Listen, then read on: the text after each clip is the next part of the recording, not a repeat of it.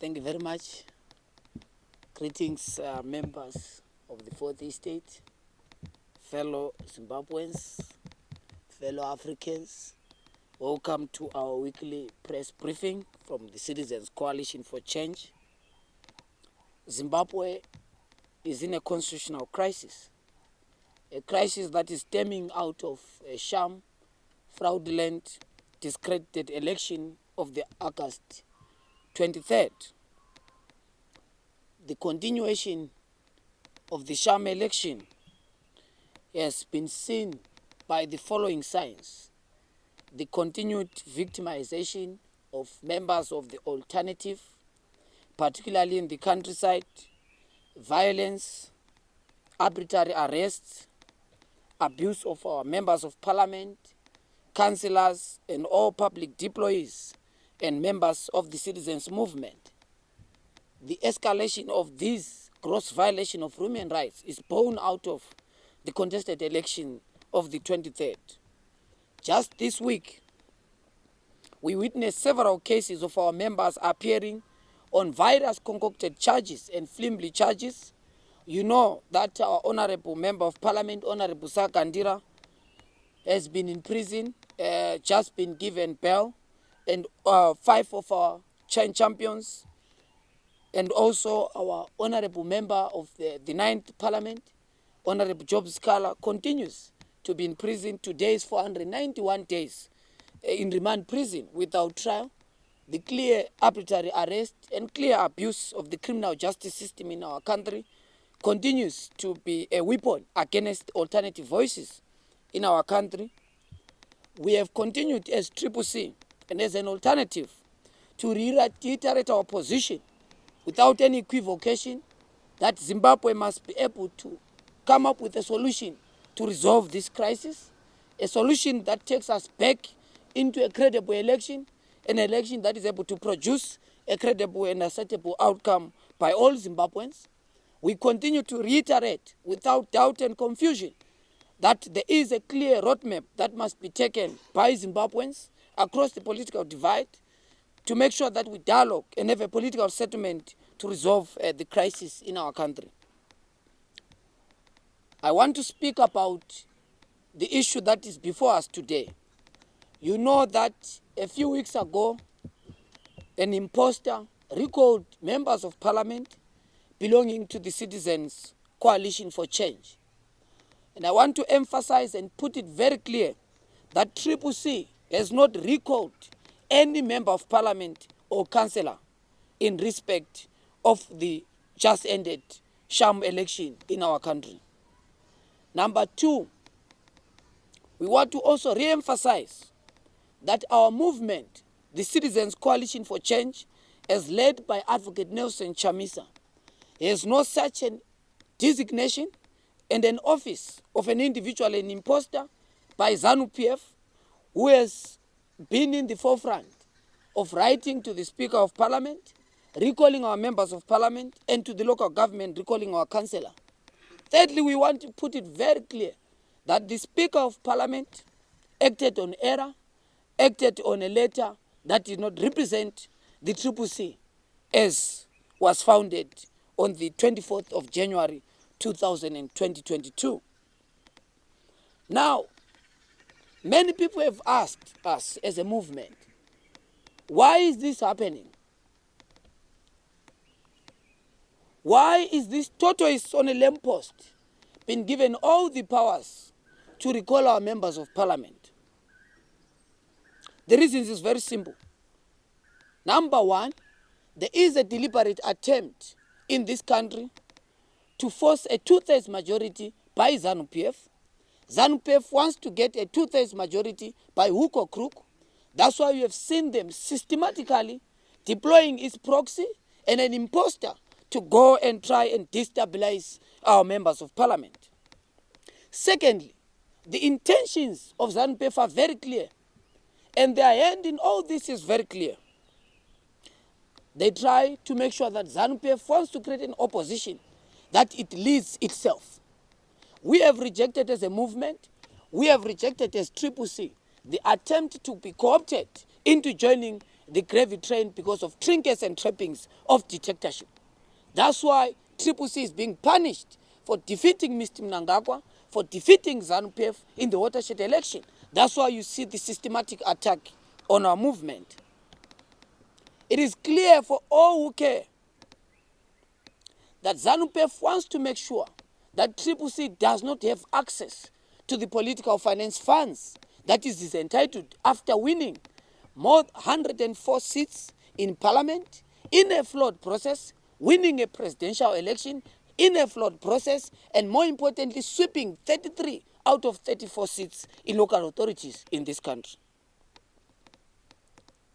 ZANU-PF has also advanced this crisis that they've created in their minds, sent to the Speaker of Parliament to ensure that the CCC, as an alternative that emerged victorious in the election, is diverted, and Zimbabweans themselves are diverted from the key national question in this country. What is the national question? The question is very clear in this country, that the election on the 23rd was flawed, that ZANU-PF, as its current composition, has no mandate from the people, because government is born out of an election, and an election that is free, fair, and credible. Lastly, ZANU-PF has been doing all these shenanigans as an attempt to try and weaken, as an attempt to try and embarrass the alternative, because we used our freedom to protest by not attending the official opening of Parliament, which was addressed by Mr. Mnangagwa. Now, how do we exit this crisis? The big question is, what has CCC done to ensure that we resolve the question facing our movement and our society? Firstly, we have made it very clear.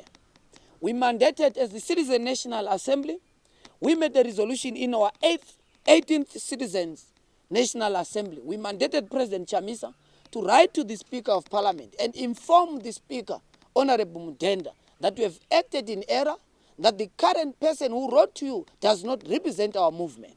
And the Speaker has given us a response that the issue has been subjected to the courts, and we await the court processes that are happening. Number two, we have, as a movement, opened a criminal case against the imposter of ZANU-PF, because we cannot watch when there's criminal abuse of our intellectual property, the criminal abuse of our logo, which ironically the symbol of our movement, which is the face of our president. But an imposter uses that letterhead to try and abuse our party, to try and abuse our property. That's why we've engaged the state, particularly the police, and we continue to urge the Zimbabwe Republic Police to take the necessary measures to make sure that such criminals, such criminal conduct is brought to book. You know, fellow Zimbabweans, that if it was the case of the opposite side, if any case had been opened against our member, you would see the energy, the extent, the harassment, the surveillance that would have happened if it was a member of the authentic alternative in this country, the CCC. What does that indicate? It shows beyond doubt to all who care to listen that in this country we have a law for ZANU-PF and the law for the rest of us. That's why we have made sure that we engage the police for this act to be resolved. Because we are a law-abiding organization, we don't intend to take the law into our hands to deal with the current criminality and gross abuse of our intellectual properties. Thirdly, we have made sure that as a movement, we protest by disengaging from all sittings of Parliament, from all sittings of Council, as a way to record our displeasure, to ensure that our members of Parliament and councillors are reinstated into their respective offices. Because these people were voted for by the people. These people are representing Zimbabweans as they were voted in the election. Let me take this opportunity to put the general notice to all Zimbabweans, to all members of the media, to all change champions, to all state institutions, to all members of the region and the international community, that any correspondence that you receive coming from an imposter called Chabangu does not reflect the position of CCC, and any correspondence that might be sent either to government, that might be sent either to the media, either to our citizens calling for any action or any program on behalf of CCC does not reflect and represent CCC. So we are putting citizens on this general notice and all the stakeholders of our movement.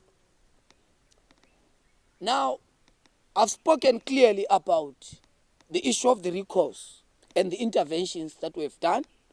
We have seen that citizens continue in respect of the second issue that I want to speak about, the SADC report.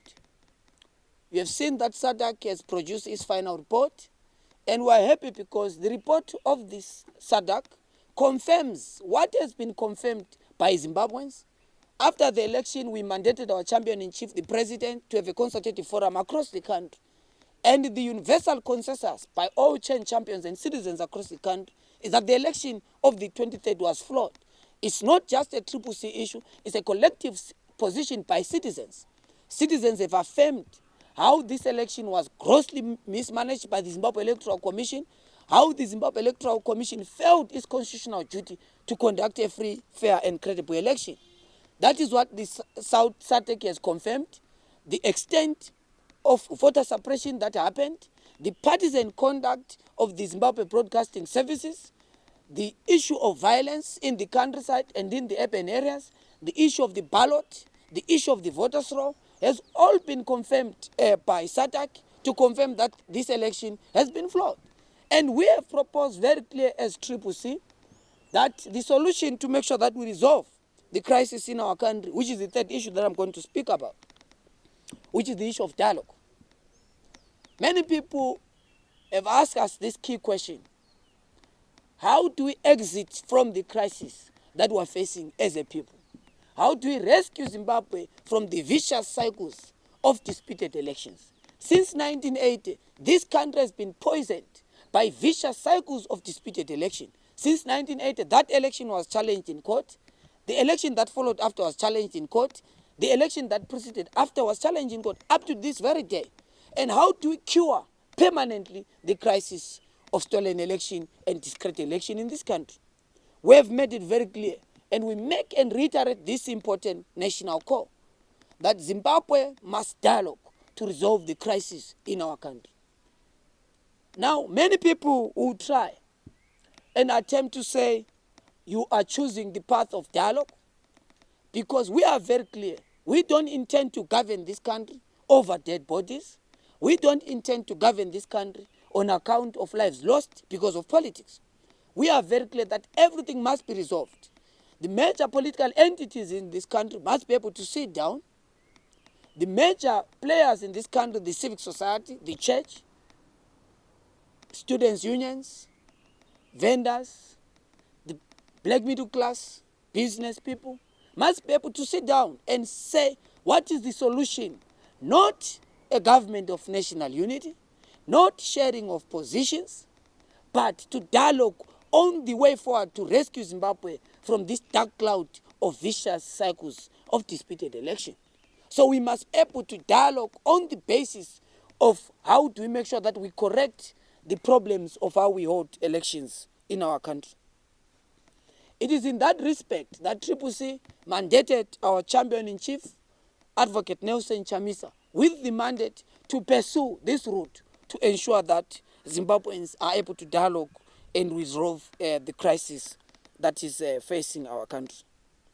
Lastly, CCC wants to confirm to all Zimbabweans that we continue with our political program. I'm sure you have seen that we have been to different parts of the country to make sure that we continue to organize, because Zimbabweans have a right, have a constitutional right to ensure that they express themselves to resolve the crisis of the stolen election, because that is the elephant in the room. The current administration, the current government in its composition has no mandate from the people, and Zimbabweans across continue to organize, and we are going to be, because it's not a partisan issue, it's not a CCC issue.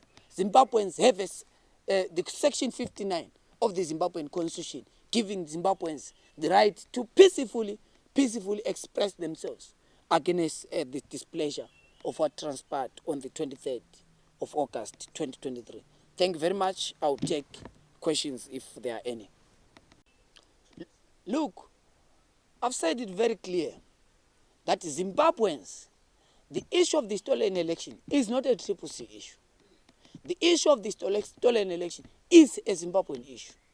Because after the election, the people that suffer, look at what is happening to people who are making a living on informal sector vending. They are being attacked. Look at the number of people that are migrating as economic and political refugees out of the country. Look at the state of the economy in our country. Tuli Ncube continues to rampage the economy and make sure that they borrow not just on our behalf, but on behalf of the future.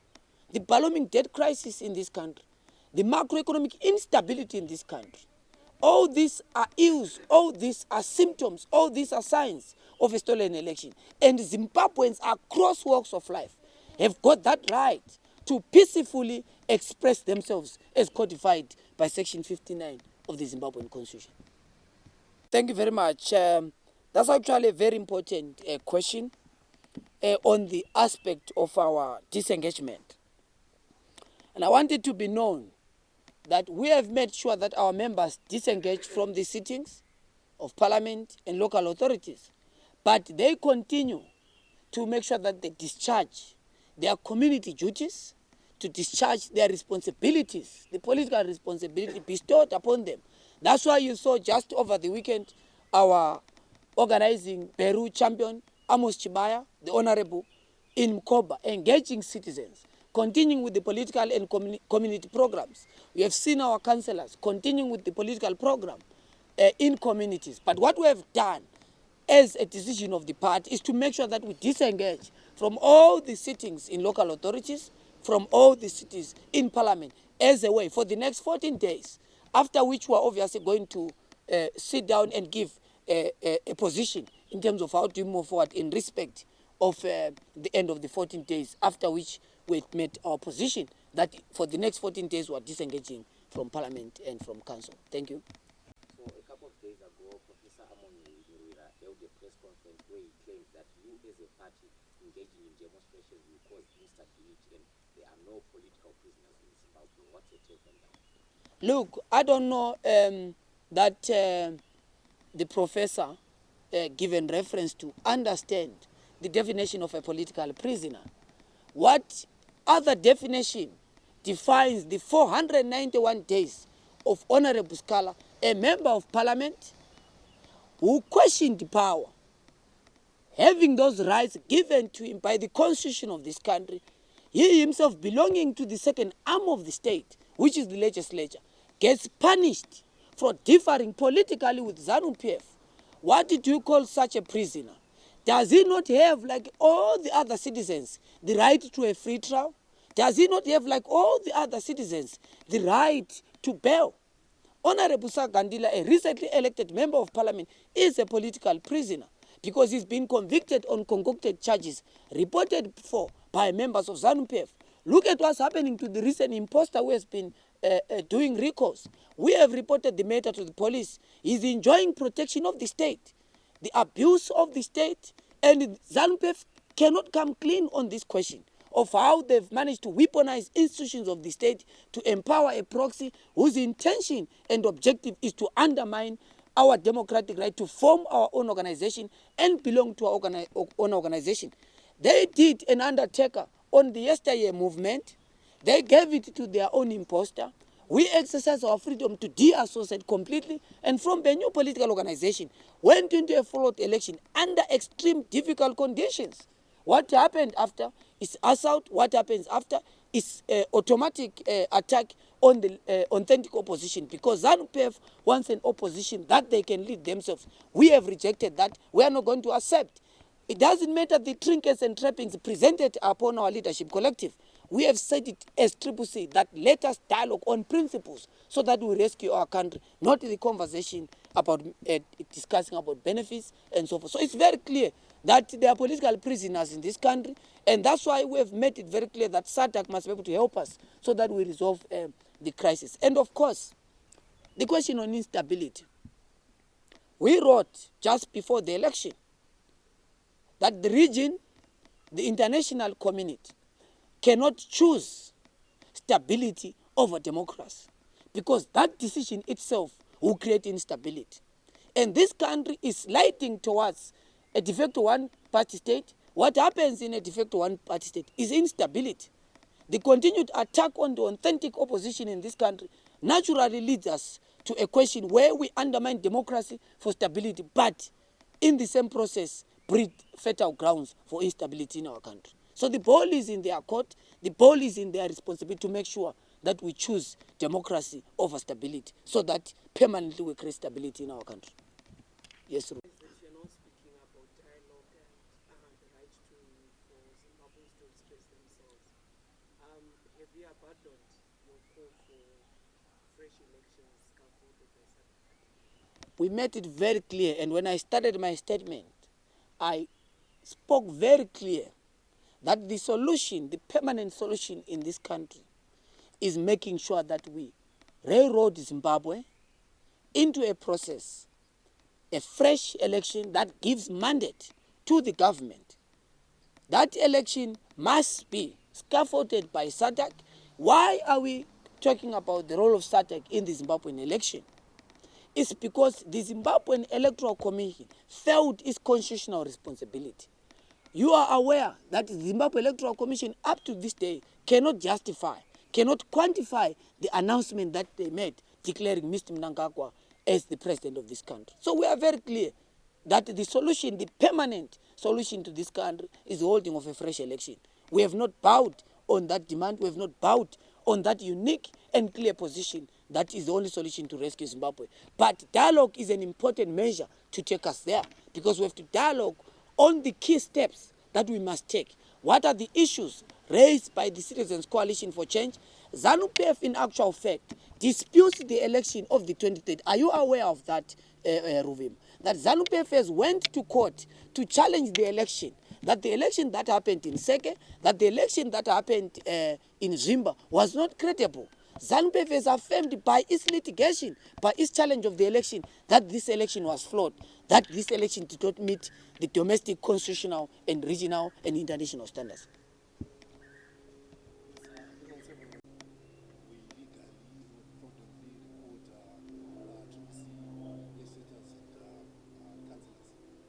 Now, you also had a thing that enjoys state security. Either SGJ security filed a complaint with criminal charges against the arrested. Now, given the reality that the matter is now before the court, the courts that you previously, in previous occasions, mentioned that are captured in the matter which is before court, the Chabang wins the court case on the recalls. What's the next step for CCC? Should Chabang prevail in the courts? Look, we don't have to put the cart before the horse. We have spelled out our political program of action, and that program of action included our disengagement from Parliament, writing to the Speaker of Parliament, and of course members of Parliament taking their own legal route to make sure that that issue is resolved.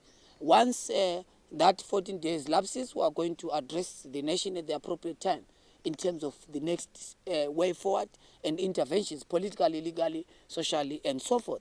So on the same respect, on all the issues that have been taken by different members in their individual capacities, is going to be confirmed by the said applicants and litigants on the cases. But we have made it very clear as a party that once any issue has been announced, and we are going to communicate at the appropriate time in terms of our interventions. For now, we continue with our disengagement. And let me take this opportunity again, my brother, to thank citizens for hitting the call of disengagement, and of course to thank our deployees, all of them in local authorities, to thank our members of Parliament for hitting the call from the leadership, from the Citizen National Assembly, that we are disengaging from activities in Parliament and disengaging from all local authorities, because there was interest from naysayers and doomsayers that change champions and deployees are going to hit the call, that people are going to change the names of their fathers and the sending party. But citizens, change champions in Parliament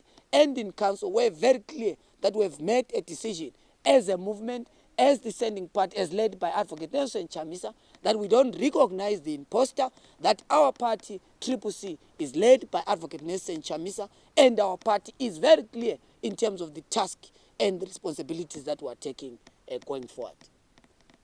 I think we'll take the last two. We have made a resolution as a party the Citizen National Assembly mandated our champion-in-chief, Advocate Nelson Chamisa. He was given in our 18th Citizen National Assembly the mandate to pursue the avenue of dialogue. You know that dialogue has its own modalities and its own processes. That's why we've officially, as a movement, given President Nelson Chamisa and the team that is tasked to make sure that we are able to dialogue, not just with Mr. Mnangagwa, but as a country, to make sure that we bring on board members of the civic society, we bring on board members of the church, we bring on board students, we bring on board workers, we bring on board members of the media, because the solution of dialogue is not a partisan issue, it's a permanent solution to the crisis in this country. Yes, Tony. Or something. So I want you to respond to those allegations by Ms. Charamba that you have been trying, that you have been trying reaching out through the Vice President Chiwenga. Are those allegations true? Thank you very much. Let me start by a question, Tonio, on the issue of disengagement. We have made it very clear. We're not going to be attending any sittings of Parliament. What are the sittings of Parliament? One, Parliament session sit, as per what is going to be publicized very soon. We're not going to be attending that Parliament session because it's within the 14 days. Number two, there are Parliament committees that sit here in the country. We don't attend such. In fact, very soon, just yesterday, there were committees that were sitting, and all our members did not attend all those committee meetings that were happening yesterday. We are chairing some of the committees as the alternative, but we made it very clear that we're on disengagement, and therefore we're not going to be attending all those committee meetings. So those are parliamentary sittings. Council, again, has its own committee sittings, which do the management role of different organs of council, and of course the full council of all the cities in the country. We are not going to see all of them, because all these are sittings that discuss policies and pass resolutions on policies pertaining council, and those are not going to be sitting for the next 14 days. So we have pronounced ourselves very clear, and I hope you understand what it means in terms of disengagement. And you can see the reaction by ZANU-PF to try and make sure that they come after our members of parliament. They try and make sure, because we have made a very strong political statement by disengagement. Secondly, on the question of dialogue, ZANU-PF, as a protagonist, can say their views, what they think. We have defined the crisis in this country. Number one, and we're not doing any climb down on our position, that the election on the 23rd was flawed, that Mr. Mnangagwa has no mandate from the people, and that the solution to resolve all this is a fresh and a credible election. So they can say what they want to say. We have pronounced ourselves very clear. And this position is not just a CCC position, but it's a position that has been confirmed by citizens, that we want a fresh election in this country, that the election on the 23rd was flawed and it did not reflect the will of the people. And more importantly, that this election did not meet domestic, constitutional, regional and international standards of a free, fair and credible election. So they can say what they want, they can shout on top of the mountain. SADC has produced its final report. The African Union confirmed itself. The EU Observer Mission confirmed itself that the election was flawed. What does it mean when the election is flawed? It means the outcome is not credible. So it's not a CCC position. It is a collective Zimbabwean position. And Zimbabweans went to vote. Are you aware that more than almost 1 million citizens here in Harare were denied of their right to vote? More than 300,000 Zimbabweans staying here in Harare were not given an opportunity to vote because of the deliberate suppression. Are you aware of what happened in Manicaland? So all this is not a CCC position. It is what happened. And ZANU-PF must respond to the question of holding election in an unfair and unfair condition. That is the big question in this country. So they can say what they want, but the position is known. It is public. It is clear as a court spec. And then on the question of our demands, I think I've answered that. We are very clear that we must dialogue as a way to take Zimbabwe back to legitimacy. The expected outcome of the election is to make sure that if SADC comes in, we're able to scaffold the process to take us back to legitimacy. The nitty-gritties of the roadmap might differ, but the road must be taking Zimbabwe away from the legitimacy question. How do we go back to a legitimacy issue? is making sure that we hold a credible election, so that the outcome of that election, it doesn't matter who the winner is. The loser is able to congratulate the winner, and we're able to build our country. I hope that's the last question. Okay, sorry to take it back. We were mentioning about dialogue. So I want to understand clear, is this dialogue opting for a GNU, or is this dialogue opting for a re-election, given that the government mentioned about not having re-elections? Someone commented while we were having our Twitter space today, the country currently doesn't have funds for re-election. So I want to understand, when you say you want to do a dialogue, is it we are sitting for a GNU, or we are sitting so that you can have a re-election? I think we, okay, Sorry, Honorable. it's okay. Sorry, Honorable. How do you continue to demand for a dialogue that ZANU-PF has already said you can only do that through Poland? Look, let me answer my brother very clear, so that you understand. We are not interested, unequivocal. The Citizens Coalition for Change, as led by President Advocate Nelson Chamisa, is not interested in any forming of a government of national unity. We have said, let us dialogue on the question that is affecting Zimbabwean, a question of a stolen election, a question of an illegitimate government that is born out of a flawed process, so that we are able to take Zimbabwe back to legitimacy. And that legitimacy can only be given in a free, fair, and a fresh election. That is our position. Pollard, my sister Ruvimbo, I will sound like a broken record, because we have said it repeatedly, that we are not interested in theatrics, we are not interested in drama that is represented by Pollard. Pollard is a choir of people who want to sing the song of ZANU-PF. We are not interested in that. We have said, let us dialogue. We dialogue on the crisis in this country, and we agree on the method to rescue Zimbabwe from the crisis. ZANU-PF as a protagonist can say its position, and I can tell you without doubt that they will have a clamp down, because we have made our emphatic position very clear in terms of what must happen. Short of that, Zimbabwe will continue into this dark cloud of uncertainty and unpredictability. Members of the 40th state, fellow Zimbabweans, thank you very much.